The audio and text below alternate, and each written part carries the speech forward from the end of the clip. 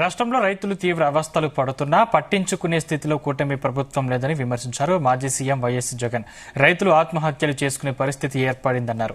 తమ హయాంలో ఖరీఫ్ సీజన్లోనే పెట్టుబడి సాయం అందించామని, చంద్రబాబు వచ్చాక రైతు భరోసా సాయం ఇవ్వలేదని మండిపడ్డారు.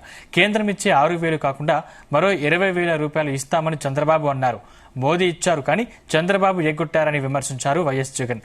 ప్రకాశం జిల్లాలోని పొదిలి జగన్ పర్యటించి పొగాకు రైతులతో మాట్లాడారు.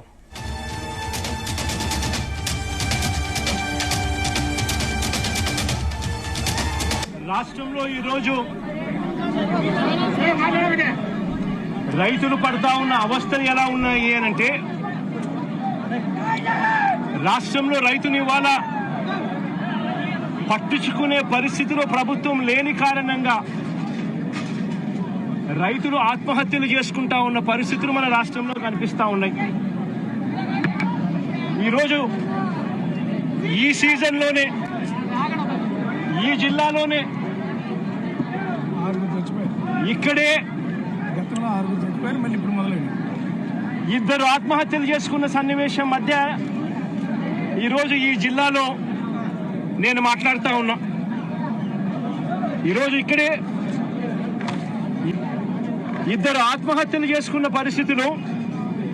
పర్చూరులో ఒక రైతు చనిపోయాడు. గడిచిన శుక్రవారం కొండేపిలో మరొక రైతు ఆత్మహత్య చేసుకున్నాడు. 2 రైతులు గిట్టుబాటు ధరలు లేక ఇదే జిల్లాలో రైతాంగం చనిపోయిన పరిస్థితుల మధ్య ఈరోజు నేను ఇక్కడికి వచ్చి రైతులు పడతా ఉన్న అగసాట్లను ప్రభుత్వాన్ని గట్టిగా నిలదీస్తూ ప్రశ్నిస్తా ఉన్నా. ఈరోజు రైతు పడతా ఉన్న పరిస్థితుల మధ్య ఏ పంటకు కూడా ఈరోజు రాష్ట్రంలో గిట్టుబాటు ధరలు లేవు.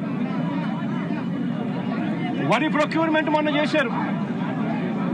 ఏ రైతుకైనా కూడా, ఏ రైతును తీసుకున్నా కూడా కనీసం 300 రూపాయల నష్టానికి రైతు ఎంఎస్పీ కన్నా తక్కువ రేటుకు అమ్ముకోవాల్సిన పరిస్థితిలో ధాన్యాన్ని రాష్ట్ర ప్రభుత్వం కొనుగోలు చేసింది.